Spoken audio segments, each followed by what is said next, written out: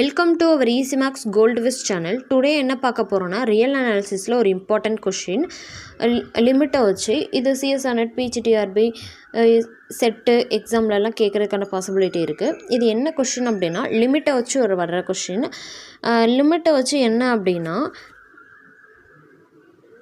Limit என்டென்ஸ் to infinity 1 + a/n the whole power n இப்படி இருந்துச்சு அப்படின்னா இதுக்கு நமக்கு லிமிட் சப்ஸ்டியூட் பண்ணுறப்ப என்ன கிடைக்குன்னா e⁻a கிடைக்கும்.